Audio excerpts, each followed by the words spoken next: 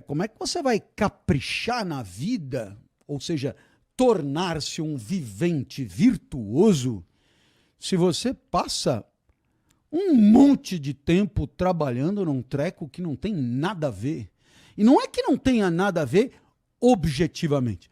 Não tem nada a ver com você. E isso já é suficiente para amargar a vida. Isso é um desafio, né? Ninguém, na hora de pensar sobre a própria vida, se limita a justificar o seu esforço apenas por sobreviver. Ninguém. Quer dizer, eu tenho que identificar um pouco por onde vai a minha natureza e tentar viver explorando meus recursos, porque eu terei mais chance de uma vida exuberante e potente. Uhum.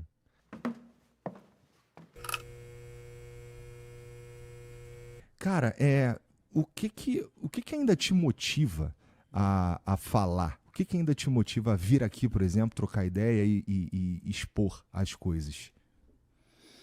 Bom, primeiro ter gente que ouve, né? Tem gente que ouve. Isso é imprescindível, porque invariavelmente quem se esforça para enunciar um discurso tem sempre a expectativa de ser ouvido pelo menos por alguma outra pessoa. Né? Uhum, pelo menos por um. E no seu caso, você está aqui fazendo as perguntas, mas você tem junto com você zilhões aí de pessoas que te acompanham e é muito bacana poder produzir algum discurso que possa ser contributivo, né? Que possa participar da vida do espírito dessas pessoas. Uhum. Não é para que elas aprendam decorando e repitam aqui e acolá, mas é apenas para que elas considerem e usem isso para articular com outras coisas e aí formar outras ideias e seguir viagem, né? Como se fosse um grande quebra-cabeça onde eu colaboro aí com uma pecinha que, se bobear, ajuda a dar um colorido na produção intelectiva de cada um dos que estiverem ouvindo. Então, isso é muito legal. E acontece. Ou todo mundo que me encontra mente, mas todos me dizem isso. Quer dizer, graças a você, eu me toquei que... Uhum. E aí vem... Muitas vezes eu sequer vejo relação com o que eu tenha dito, mas não importa. Uhum. Né? Graças a você eu percebi que... E às vezes bobagens e às vezes coisas fundamentais da vida. Do tipo, graças a você pedi demissão do meu trabalho. Né? Por quê? Porque percebi que era uma relação inaceitável, abusiva, que a vida que me impunham era uma vida miserável. E quando você falou, eu me toquei na hora. No dia seguinte, fui lá e falei, malandro, não vai mais rolar. Né? E claro, assume-se um risco, porque todo mundo precisa, ou muita gente precisa trabalhar e precisa das consequências do trabalho, mas ao mesmo tempo abre-se uma oportunidade para colocar no lugar uma atividade que seja mais enriquecedora, Uhum. que seja mais produtiva, né? Que tenha mais a ver com cada um. E eu acho que essa oportunidade é uma oportunidade que todo mundo merecia ter, sabe? Também acho. Não é possível que todo mundo tenha que trabalhar aonde tem vaga, sabe? Eu sei que não me tome por um doidivanas alucinado que não tem contato com a realidade. Eu sei como as coisas funcionam. Né? Eu trabalhei como professor antes de dar palestra, sabe? E era vermelho, vermelho, vermelho, vermelho. Nunca eu dava aula numa faculdade, depois em duas, depois em três, depois em quatro, depois em cinco. Você sabe como é? Você começa a acumular contratos de trabalho. Eu tinha eu tinha conta até no Mercantil Finasa, conta no banco do Ayrton Senna, conta no banco do... E era tudo um coisinha aqui, uma coisinha ali, juntava isso com aquele, com aquele, com aquele, com aquele, com aquele, com aquele. E, e não conseguia nunca dar conta daquilo que era o esperado, né? E então eu não sou um alucinado, eu sei como as coisas funcionam. Porém, ao mesmo tempo, eu sei também que se tiver outras vidas para viver, ótimo. Mas eu aposto só nessa aqui. Uhum. Por quê? Porque sou limitado, porque sou espiritualmente rasteiro, porque sou um réptil, porque não entendi nada. Mas eu fico só com essa. E já que só tem essa, vamos caprichar nessa. E agora, como é que você vai caprichar na vida, ou seja, tornar-se um vivente virtuoso, se você passa um monte de tempo trabalhando num treco que não tem nada a ver? E não é que não tenha nada a ver objetivamente. Não tem nada a ver com você. E isso já é suficiente para amargar a vida. Total. Né? É suficiente para tornar a vida uma espécie de... Né? Ou pelo menos tornar o trabalho um pedágio a pagar para... Né? Para estar vivo. Então, e aí eu tenho absoluta convicção de que todos os grandes valores da vida vão além disso, vão além da sobrevida, vão além do que é minimamente necessário. Muito embora, para alcançar todos os grandes valores da vida, seja necessário ter sobrevivido, seja necessário estar vivo, mas ainda assim não basta. Ninguém, isso é um desafio, né?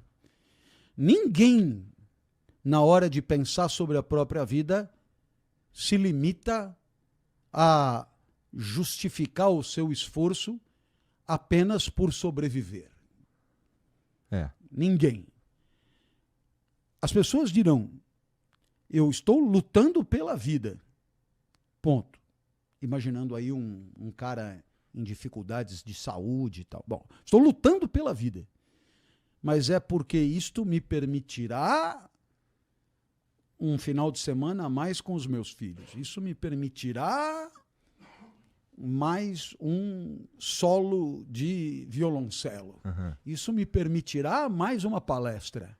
Isso me permitirá mais uma ida ao Maracanã. Né? Boa. Isso me permitirá mais... Então, quer dizer, veja, é claro que estar vivo é imprescindível para que a vida tenha valor.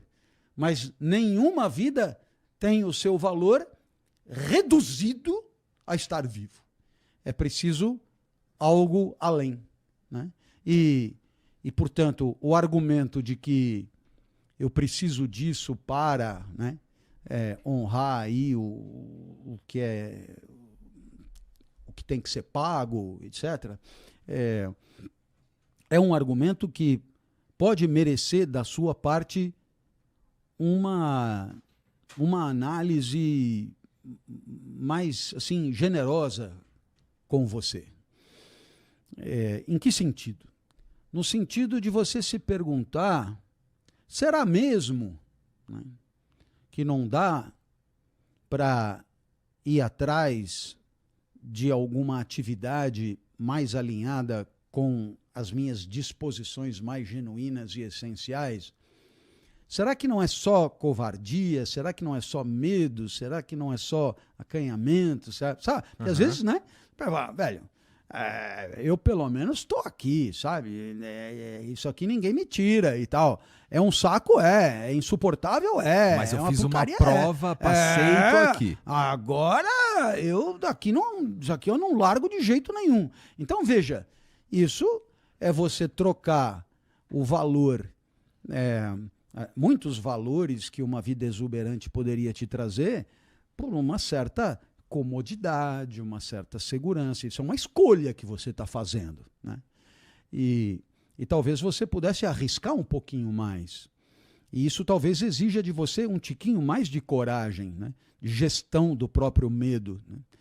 E talvez o seu medo, ele não seja só uma questão sua, mas ele surja de todo um entorno que te amedronta, né? Que reforça o teu medo.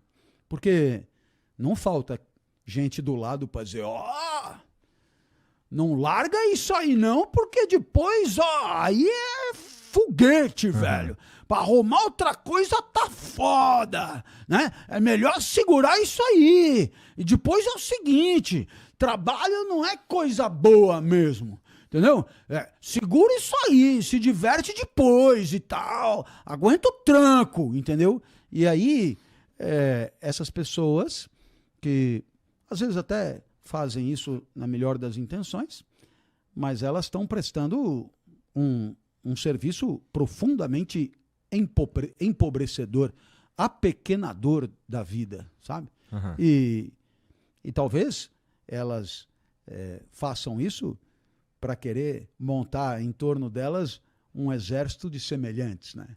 Tudo isso precisa ser compensado com uma espécie de convicção sobre a própria vida cada vez mais rara. Uhum. Por quê?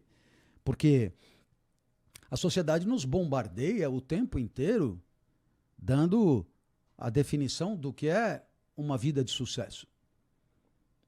Sim, tu vai estudar, tu vai seguir uma carreira, né? tu vai se formar. O que é uma pessoa de sucesso?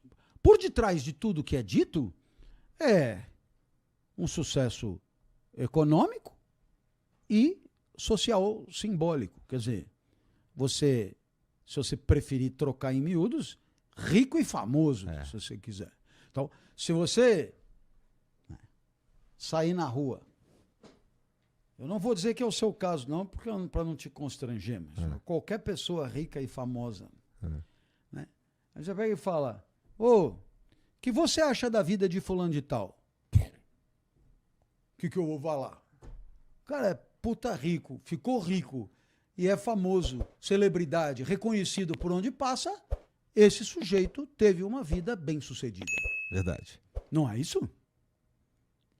Então, mas você tem o direito de levantar a mão e dizer, peraí, os valores da vida não se esgotam nisso.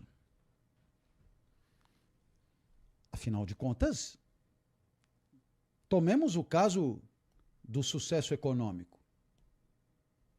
Conhecemos um monte de gente muito bem fornida patrimonialmente que decidiu parar de viver. Verdade. Tomemos o caso das celebridades. Conhecemos muita gente muito, tipo, notoriedade mundial. Uhum. E que decidiram parar de viver, seja de uma vez, seja devagar. E geralmente terminaria nos 27 anos. Né? É sempre muito ruim dar nomes, mas é sempre muito bom didaticamente, mas deixamos para lá. De qualquer maneira, cada um saberá encontrar seus exemplos. Uhum. Isso significa que os tais dois critérios da vida bem-sucedida não garantem uma vida boa. A sociedade pode até aplaudir, mas no reservado, no íntimo, né? Pergunte a Robin Williams o que ele tem a dizer sobre isso de ser rico e famoso. Então, as respostas para a vida têm que estar numa camada, digamos, menos epidérmica, menos visível, tá certo? E quem sabe se não passa por viver uma vida alinhada a elementos de essência, né? A elementos genuinamente seus, né? E isso, perceba, independe um pouco do quanto a sociedade vai pagar pelo que você for fazer. Né? Mas,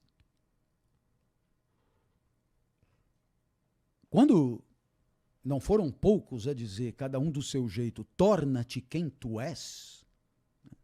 Me lembro, professor Teófilo Otoni, do Colégio São Luís, onde eu estudei, grande professor. O professor Teófilo Otoni me ensinou, torna-te quem tu és. Eu me lembro de ter levantado a mão e ter dito, essa frase é esquisita. Aí ele falou, é esquisita por quê? Porque quando o verbo tornar-se me faz pensar em você antes ser uma coisa e depois você ser outra. Então há uma mudança. É deixar de ser para vir a ser. Ora, nessa frase aí, você se torna quem você já é. Então, eu não entendi. E ele, espetacular, regozijou com a minha pergunta. Porque tem professor assim. Tem professor que gosta de aluno. E ele disse, eu vou te explicar.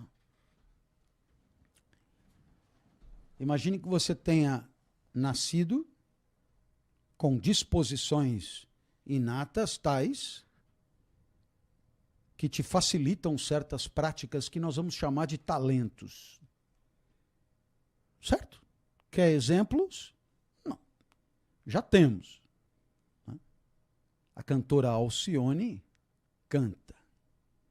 Desde os tempos de São Luís do Maranhão, ela canta maravilhosamente. Fafá de Belém canta maravilhosamente. Essas pessoas podiam não ter cantado na vida, mas felizmente para o mundo e para elas, elas cantaram. Então, quando elas nasceram, nós podemos dizer que elas eram uma possibilidade. Elas eram uma potência. Eu não era uma possibilidade de me tornar cantor. Eu não era. Mas assim, um ovo de galinha pode ter um pinto dentro ou não, mas não vai ter um dinossauro dentro. Aqui, quer dizer, a Alcione pode ser cantora ou não. Eu não. Eu é mais ou menos um dinossauro no ovo de galinha. Não tem cantor aqui. Você entendeu? Então, qual é a graça? Você tem a oportunidade ao longo da vida de ir se tornando, na mudança da vida, no trânsito da vida, no fluxo da vida, quem você é em potência, mas você vai se convertendo numa potência que vira ato, que vira vida, que vira realidade, que vira desempenho, que vira espetáculo, que vira show, que vira, né? Então, professor Teófilo explicava, a cada espetáculo você tem uma oportunidade confirmada de se tornar quem você é. Porque existe a possibilidade de você ser, mas não se tornar quem você é. Porque você abraçou caminhos existenciais em que aquilo que você é não desabrocha. Quando eu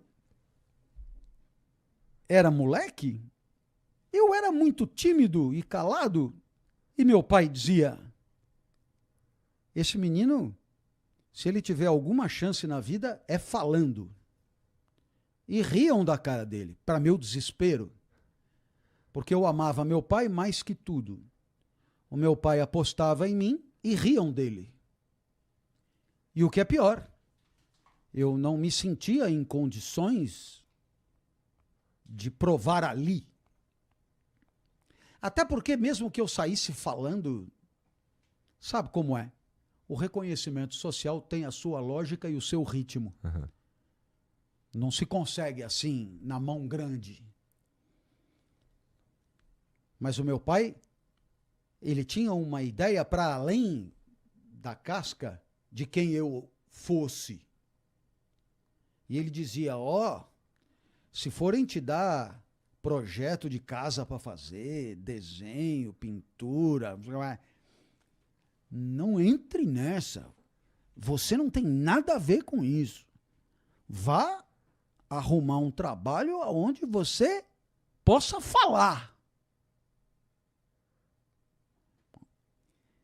Se uma pessoa dessa não é um visionário, porque eu não sei se você percebeu, mas vai dar uma hora aqui que eu tô, praticamente, você só fez uma pergunta, né? Eu estou falando, Mas eu, naquela época, não abria a boca.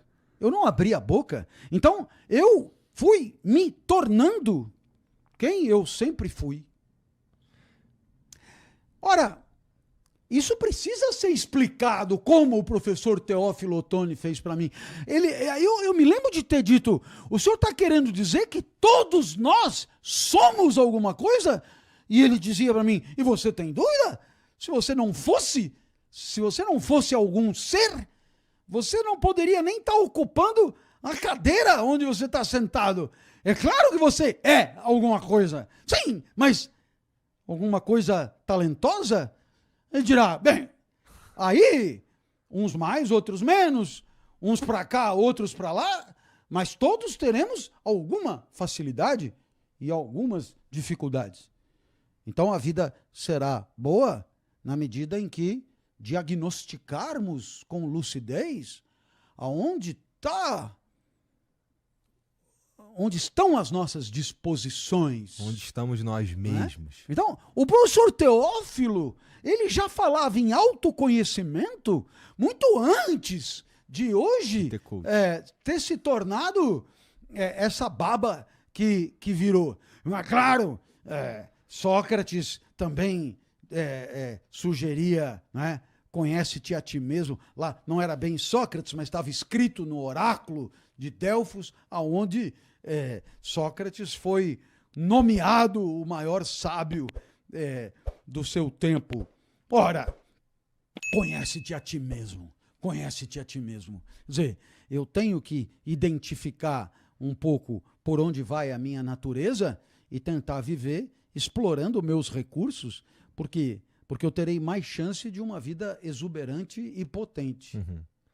Tá aí, pessoal, mais um vídeo no nosso canal, professor Clóvis de Barros Filho, refletindo um pouco sobre trabalho, propósito e sucesso na vida.